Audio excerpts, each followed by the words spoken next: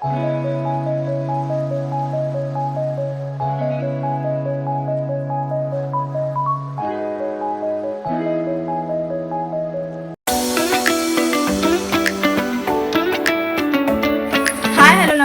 मी खुशबू शिवाजी शेजार आजच्या नवीन व्हिडिओमध्ये तुमचं मनापासून स्वागत करते। तर आज मी व्हिडिओला दुपारी सुरुवात केलेली आहे। आज मी तुमच्यासोबत शेअर करणार आहे दुपारी मी जेवणात काय काय करणार आहे, त्यानंतर उद्याची पूर्वतयारीसुद्धा मी आज करणार आहे, ते सुद्धा मी तुमच्यासोबत शेअर करणार आहे। वेळ न घालवता आपण व्हिडिओला सुरुवात करूया। इथे मूग डाळ मी शिजत ठेवली आहे हर्षला, त्याचं जेवण आहे। त्यानंतर इथे भात लावला आहे कुकरमध्ये। त्यानंतर इथे आहे टोमॅटो मी शिजवले आहेत। आज मी टोमॅटोचं सार बनवते। तर हे टोमॅटो थंड झाल्यावरती ग्राइंड करून घ्यायचं आहे, बारीक पेस्ट करून घ्यायची आहे। सो मी इथे पेस्ट करून घेते साली, आणि टोमॅटोच्या साली काढायचे आहेत आपल्याला, त्यानंतर पेस्ट करून घ्यायची आहे। तर इथे कढई तापत ठेवते, कढई तापत ठेवलेली आहे। त्यानंतर यामध्ये मी आता तेल ओतणार आहे।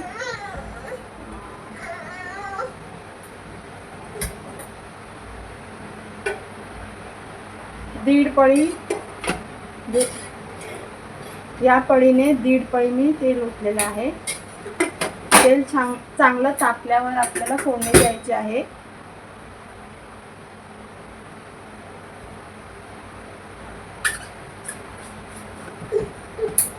इथे मी टोमॅटोची प्युरी करून घेतली आहे। 4 ते 5 टोमॅटो होते। इथे तेल तापलेलं आहे।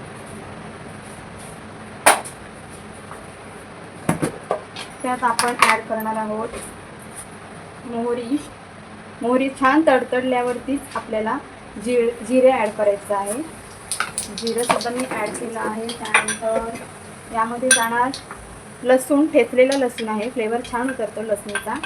4 ते 5 लसूणच्या पाकळ्या घेतल्या आहेत, त्याला मी छान ठेचून घेतलं आहे।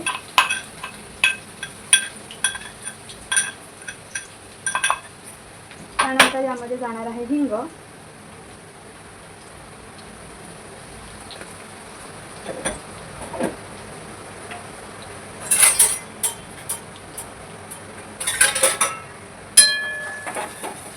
मी गॅस बंद केला होता कारण तेल जास्त तापलं होतं आणि हर्ष पण किचनमध्ये आला होता, म्हणून त्याला ते ठेवून आले। गॅस बंद केला होता मी।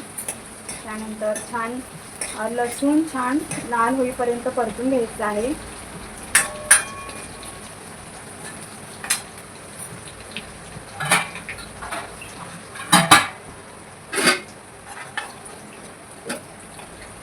लाल झालं आहे लसूण। त्यानंतर आपण यामध्ये ॲड करणार आहोत मिरची पावडर आणि हळद। मिरची पावडर आणि हळद ॲड करताना गॅस बंद करायचा आहे, जेणेकरून ते जास्त फरकणार नाही। आणि नंतर मग लगेचच आपल्याला टोमॅटोची प्युरी करायची आहे। तर इथे मी थोडी हळद टाकायची आहे, कारण सार आपल्याला लाल पाहिजे। आणि इथे तुम्ही तुमच्या आवडीने तिखट कमी जास्त करू शकता। इथे 1 चमचा आणि त्यावर थोडंसं पाव चमचा मी तिखट ॲड केलं आहे, आणि छान असं मिक्स करून घ्यायचं आहे। त्यानंतर लगेचच प्युरी ॲड करायची आहे, टोमॅटो प्युरी।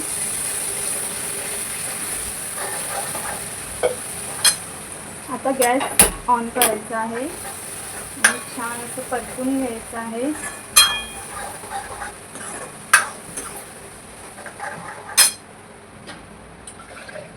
त्यामध्ये गरजेनुसार पाणी ॲड करायचं आहे।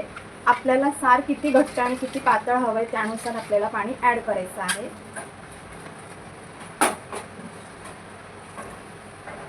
तुम्ही हे सूप म्हणून सुद्धा पिऊ शकता, किंवा मग वाफळत्या भातासोबत पण हे सार खूप छान लागतं, चवदार लागतं। आणि कोणी आजारी असेल, घरात ताप वगैरे आला असेल, तर त्या व्यक्तीसाठी पण हे छान आहे रेसिपी।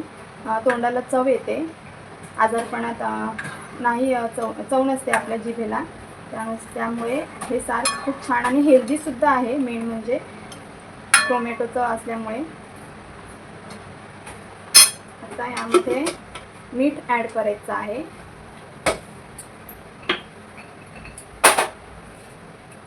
इथे चवीनुसार मीठ ॲड करते। हे पिंक सॉल्ट मी वापरते, जेणेकरून चवीला पण छान असतं हे आणि हेल्दीसुद्धा असतं हे मीठ. म्हणून आता मी मीठ हे वापरते, पिंक सॉल्ट. छान मिक्स झाल्यावर आणि याला आता एक उकळी आणायची आहे आपल्याला. झाकण ठेवते मी. छान उकळी आल्यावरती आपण कोथिंबीरने गार्निश करणार आहोत.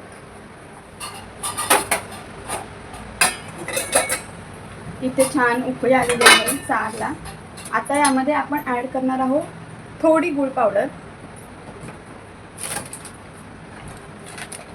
इथे मी थोडी गूळ पावडर ॲड करते. छान मिक्स करायचं.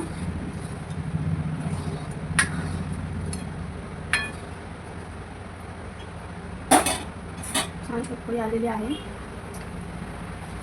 सारसुद्धा छान शिजले. आता मी गॅस बंद करते आणि आता आपण ॲड करणार आहोत कोथिंबीर.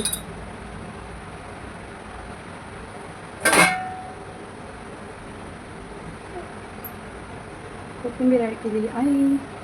छान असं मस्त मस्त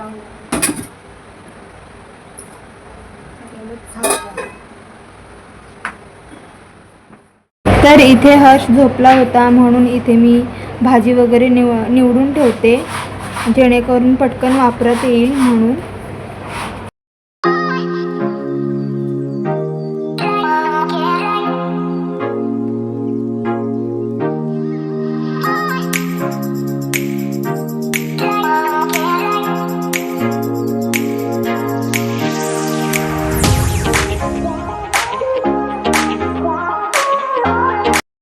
त्यानंतर इथे मार्केटमधून कांदे बटाटे घेऊन आलो होतो. संपले होते घरात, त्यामुळे इथे मी ते स्टोअर करून ठेवते. फ्रीजलाच अटॅच आहे कांदे बटाटे ठेवण्यासाठी ट्रे.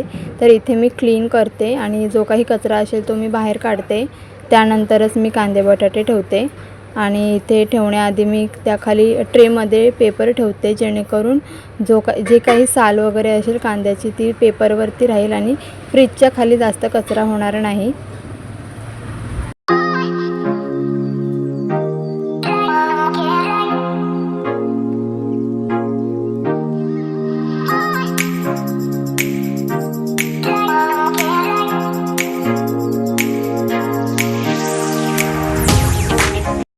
त्यानंतर जेवण वगैरे आमचं झाल्यानंतर भांडी वगैरे आवरल्यानंतर इथे मी पाणी भरण्यासाठी घेतले. पाणी आम्हाला भरून ठेवावे लागते कारण वरती पाणी स्टोअर करण्यासाठी टाकी नाही आहे. पण नळ घरात आहे, पाहिजे तेव्हा पाणी चालू करता येते. त्यांची स्वतःची बोरिंग असल्यामुळे पाण्याचा काही इश्यू नाही होत. पण असं रोज पाणी भरावं लागतं आणि रोजच्या वापरासाठी हे पाणी पुरेसं होतं आम्हाला. आणि वरती टाकी नाही आहे त्यामुळे एवढी सगळी भांडी आम्हाला भरून ठेवावी लागतात. त्यानंतर इथे पाणी वगैरे भरून झाल्यावर घासलेली भांडी निथळत ठेवली होती बास्केटमध्ये. ती भांडी मी आता इथे लावून घेते.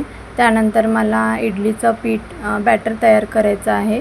मिक्सरमधून ग्राइंड करून डाळ आणि तांदूळ भिजत ठेवले होते ते.